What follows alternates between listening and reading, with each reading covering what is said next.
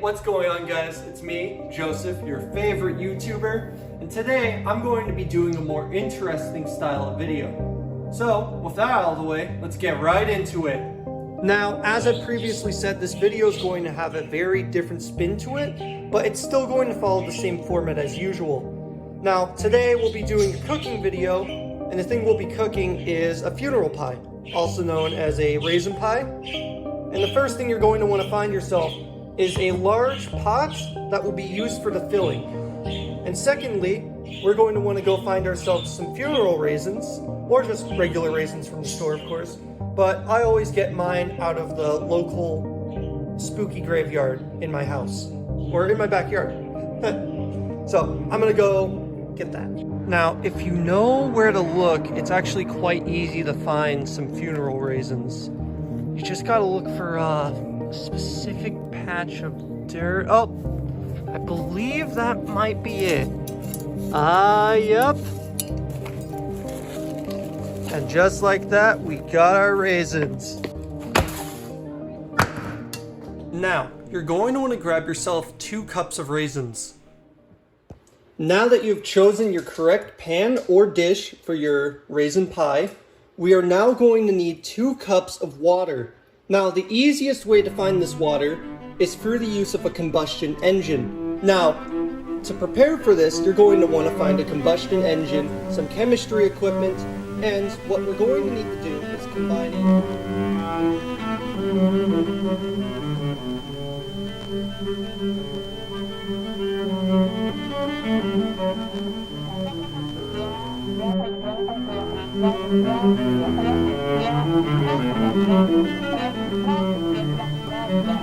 or you can just get it from the fridge.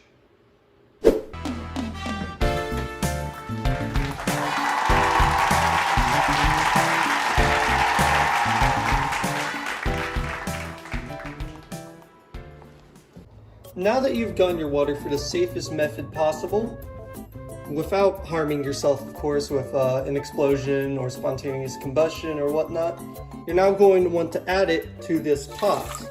And with the second cup of water, you're going to want to get those raisins that we put aside, and then we're going to put them in here and then set it to a boil.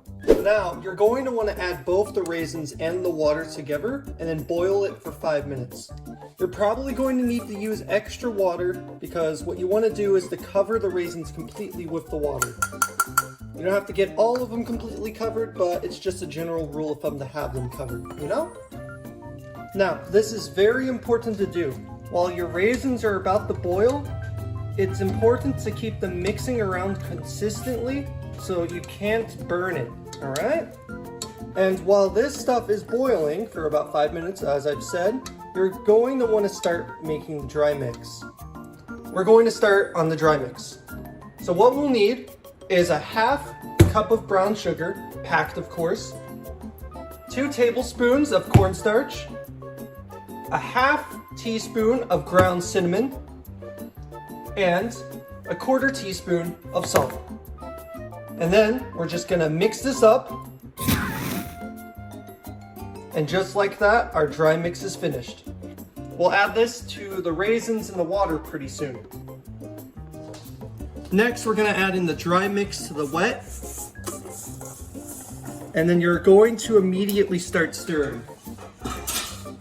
I mean immediately. I mean, this stuff will probably destroy everything if you let it stay for too long. And as you can see, you're going to want to stir it until it becomes this kind of syrupy, massive destruction. The same kind of massive destruction that flooded the towns in 18... You're going to want to get yourself some distilled white vinegar. I have no idea what regular white vinegar does, but if you do know what it does, let me know. And then you're going to want to get yourself 1 tablespoon of unsalted butter. And if you get salted butter, you're a damn fool. Now, you could always go with extra butter if you want to change how the pie filling tastes, but we usually go for 1 tablespoon and adapt the recipe however you want. Now, while you're stirring the raisins, it's important to know whenever you're actually supposed to be done. So as you can see, on the bottom of the pan, it actually starts to look clear, and that's your determining factor if you're done. Now, once this is completely done and it's all clear or whatnot, you'll want to remove it from the heat and then add the butter and the regular distilled vinegar. Now, after you got this off the heat, you're going to add in your half teaspoon or 1 tablespoon of butter, and then you're going to add in your vinegar, and then you're going to want to save the rest of the vinegar for yourself. That's good. Now that we got our pie filling mixed up and ready to go, we're going to want to find ourselves a 9-inch pie dish. Now, this will be for our crust, of course, and also for the pie itself. So now we're going to get started on the crust. You could either use one of these pre-mixed pie crusts, or you can also use a frozen pie crust, as long as it can provide both crusts for the bottom and the top of the pie. Now, we're using this pre-mixed pie crust, of course, so let's get started with that. While my sister is making the pie crust, I think it's time for a little history lesson. The interesting thing about funeral pie, or raisin pie, is that it was actually a specific pie used in the event of a funeral. In the early 1700s, within the Netherlands, also located in Germany, it was used in the event of someone's soon-to-be death. And it was actually considered taboo to use it for any other kind of situation because people would automatically assume that someone was dying. That's kind of interesting.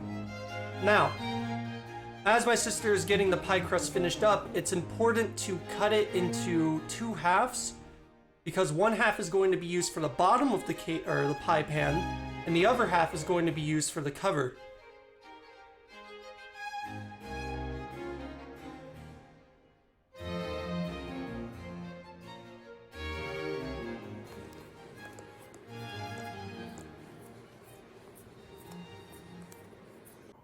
You're going to want to set the undo on 425°, just like that.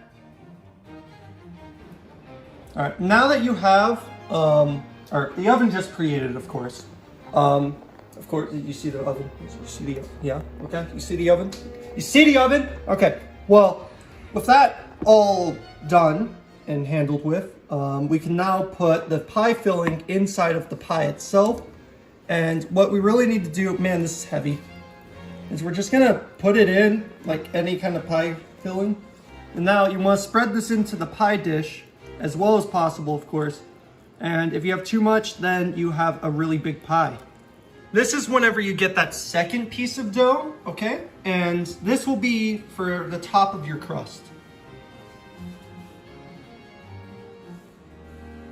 What you're going to want to do is you're actually going to want to keep the pie sort of like this, but make sure to cut off the excess on the side. And, oh my God. What did you do? What is wrong with you? Now, while my sister is cutting the pie and getting it all ready, we're going to do some interviews with my father and some of my friends about cultural significance of dishes and other questions. So let's get on to it.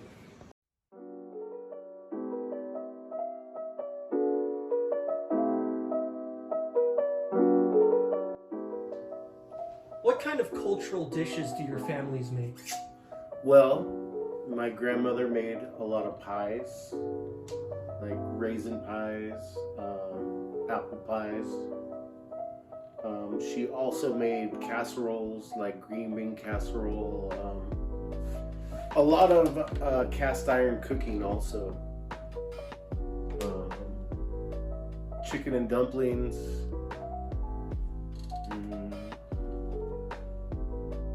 Stuff like that. What is the American dream to you? The American dream. The American dream is, from what in my mind and what from I understand, is to live a life where you can pursue happiness, whether that be have a family, own a home, a job with a pension, retirement, healthcare, or the American dream could be to start your own business, be an entrepreneur, The American dream is different probably for everybody. But basically, the American dream, I think, is all about prosperity and accomplishing your goals. Where did your family members come from? My dad's parents, well, his grandparents immigrated from Norway. I believe in the late 1800s or the early 1900s. And they settled in Wisconsin in the Green Bay area. My mother's grandparents, which would be my grandfather's parents, I believe came from Germany, and my grandmother's parents, I believe, were Dutch. And they came in the mid 1800s, I believe. What does it mean to be an American to you? What does it mean to be an American? Yeah. It means responsibility. It means living a life, a lawful life, a life with morals, kindness, also with some backbone. Like,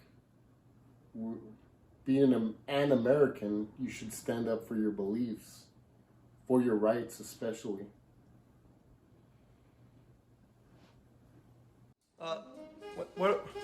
What are you doing? What's wrong with the pie?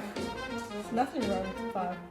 What did you do with the pie, I Emma? didn't do anything with the pie. It's just a little bit accurate. Next, you're going to want to put the pie inside of the oven for about 30 to 35 minutes. Time depends on if you made an abomination or not, but that's usually the best amount of time. Now, while that timer is going off, I'm going to do some more interviews, and then I'm going to go contemplate my existence.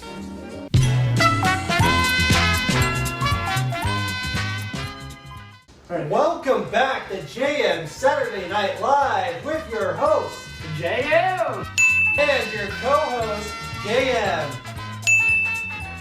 Today, we're with Nathaniel Zendaya, and we're going to continue our questioning. So, Nathaniel Zendaya, what kind of cultural dishes do your family make? Cultural dishes. It's very popular. It's very seen. It's seen around in the U.S. Probably other countries too, but more of the cultural type of foods that we make would be. Some would be tamales. Oh, those are great. Those are pretty good. Usually those are only made like in the holidays. Usually my family make them over the holidays. Thanksgiving would be one. So specialty events. Specialty events. Those are the years. So it must be an extremely important dish for your culture. Yeah, because any other time we have them, it's either frozen and they're probably they're prepared like a couple months back before, but they're usually saved and stored for like some other times. But most of the time, tamales are made for. They're not always made for specific events, but my family has a thing where we always have them at Christmas, Thanksgiving, basically where everyone comes around and meet each other at one house, reunite, talk, and eat. Tamales would be one. Tacos are always a thing. Tacos are, yes, they're Can't go wrong. Can't go wrong with a nice good taco. Tacos. When it comes down to like desserts, we always have. I forgot what these cookies are, but they're very, they sort of soft, like soft texture. They like melt in your mouth. I forget what it is, but it's a sort of cookie.